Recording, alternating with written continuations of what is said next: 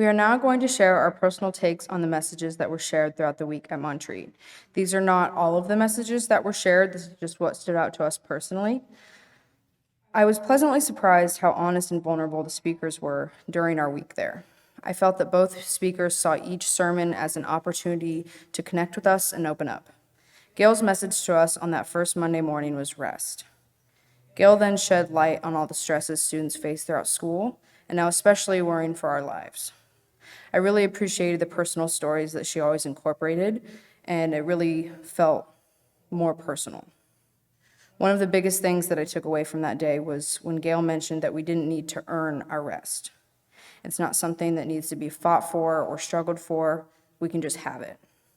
I also want to make sure that the small group leaders get some recognition as well. I personally had a great experience with mine, and honestly, all the adults there really felt like they loved what they were doing and they wanted to be there. I want to say thank you to Jennifer and Laura for taking time out of their summer, allowing us to experience this, and most importantly, all the adults here that made it possible for us to go.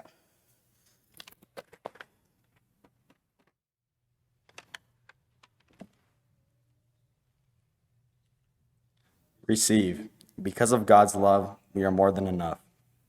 The main message from the conference that stuck out to me was about the concept of the empty chair. This analogy comes from the day of Gail's wedding, where she was marrying a white man as a black woman. Her father-in-law did not like the idea of interracial relationships, thus leaving an empty chair at the wedding. She was upset and angry with her father-in-law. They had stopped talking and things were tense. Before Gail was able to forgive her father-in-law, he had passed away. This left her distraught. She told us to identify any empty chairs that have been left in our lives, and any empty chairs that we may have left in others' lives. This message has led me to reconnect with a friend whose chair I had left empty, which has led to both stress in our lives. I accepted his forgiveness, which is almost as important as giving forgiveness. I also have forgiven some old friends, just mentally, for leaving empty chairs in my life. Practicing this has been relieving and has tied up many loose ends in my social circle. I encourage you to think about some of the empty chairs in your life and what you can do about them. Whether it be reaching out and getting or giving forgiveness, even just coming to terms with what happened and forgiving them in your head can be enough to make you feel better. I encourage every one of you to go out into the world and practice this.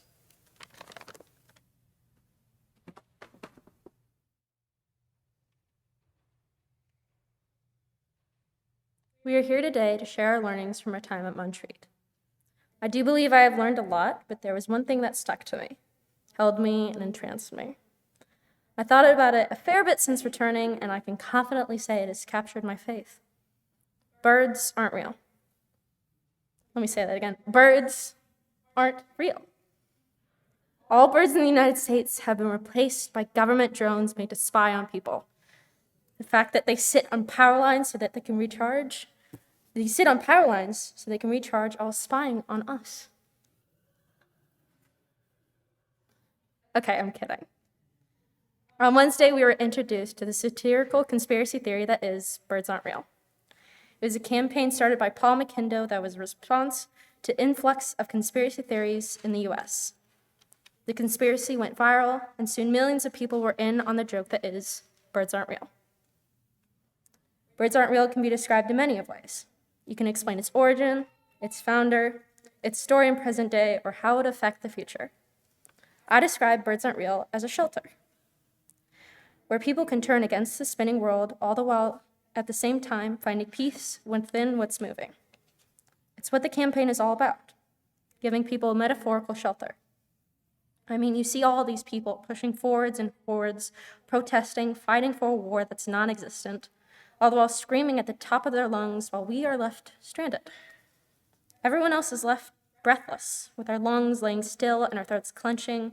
Our brains go mad, racing 1,000,000 miles an hour, trying to process the moving world around us, trying to understand the thousands of ideas being carelessly thrown from mind to mind, person to person, until they reach the wrong people. And we're still standing, locked in fear of what's happening, what might happen if nothing happens, and what might happen if nobody does anything. and we're still standing. Frozen while the world continues to spin around us, suddenly we can find a shelter. A safe, hilarious, because, come on, it's pretty funny, kind shelter. A joke. Everybody loves jokes, and what better way to fight the crazy than be crazier, laughing at our own ridiculousness while finding serenity in the laughter. I believe the preacher described it as an igloo in the blizzard. You have the snow, the conspiracy theories, that are striking down hard on everything. And you have an igloo, a shelter, made from the same material of what's pouring. That's what God is, what God should be to everyone and anyone who needs it. A shelter, peace, space, love, a shelter. A space for people to be welcomed, no matter what's happening outside, no matter how crazy, how harsh, or how hurtful the world can and has become, you will be welcomed into this shelter. In this shelter, you will find love, our love and God's love. And I'm not just talking about here, not just our church, because while you will find shelter here, you can find the same anywhere and everywhere. God isn't confined to these walls. God is with you.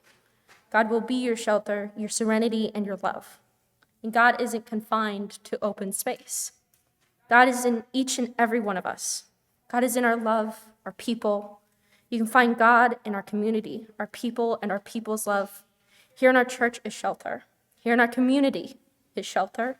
And here in our people is shelter, peace, space, and love.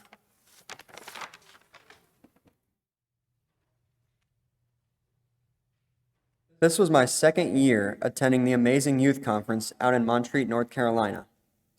Last year's experience was incredible in its own right, but I think the experience I had this year was even more profound. This can partially be accredited to the speakers, Gail and Chris, who delivered such moving messages in communication styles of the highest degree. They made me feel the spirit in the stories and experiences they shared with us. It was truly remarkable. As I stand here today, I would like to share one of the messages they shared with us that stood out to me the most. This particular message was addressed by Gail at Thursday morning's keynote. She described prominent issues in our world, such as injustices, prejudices, racism, sexism, gun violence, addictions. The list goes on and on. She then told us to get involved in any issue that resonated with us the most in our life and stand up for what we believed in. She gave some examples of how she stood up against what she believed was wrong and really motivated the audience and myself to get involved and make the world a better place. Since Montreat, this message has stuck with me, and I've started looking for more ways to help fight back against large issues in my life, our communities, and the world.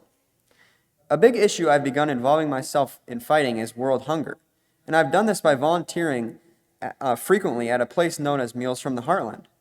Meals from the Heartland is a completely volunteer-based organization that has created over 200 million meals for children and families in need of food. This is just one way I've involved myself in fighting a large issue impacting the world, and I will continue to look for more ways to involve myself in other issues elsewhere. I encourage you, as Gail encouraged me, to stand up for what you believe in and take action to make our world a better place.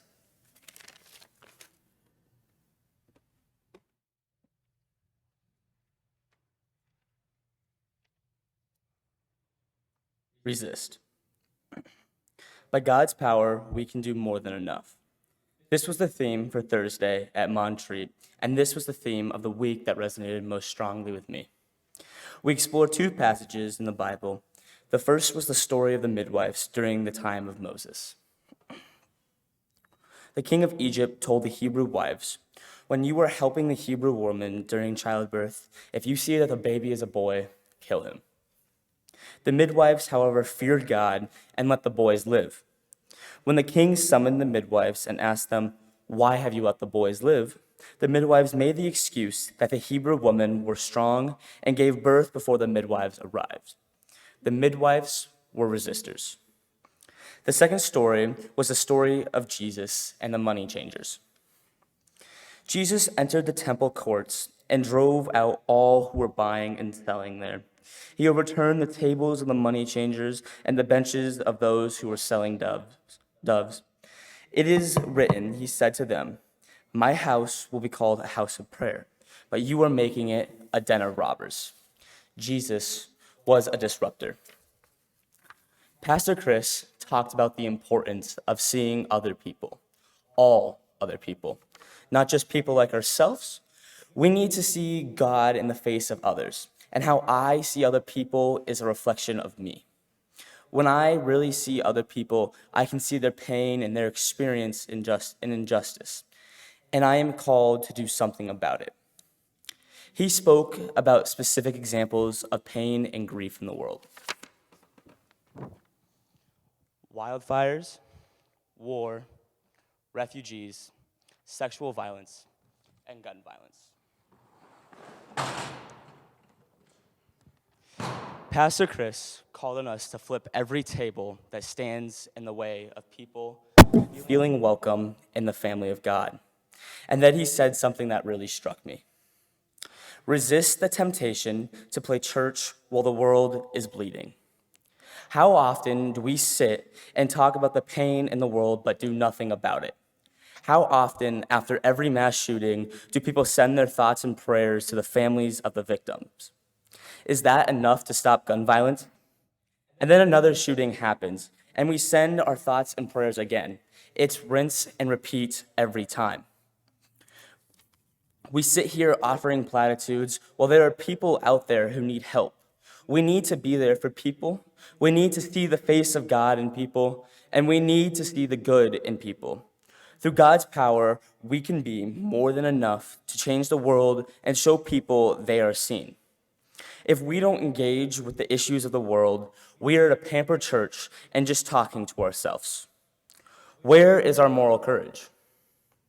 Who will stand in the breach if I don't? So instead of us playing church while the world is bleeding, we need to ask ourselves, what can we actively do to help the world become a better place? After hearing Pastor Chris' message, I asked myself, what specifically am I called to do? What specifically are you called to do? And what specifically is the church as the body of Christ called to do?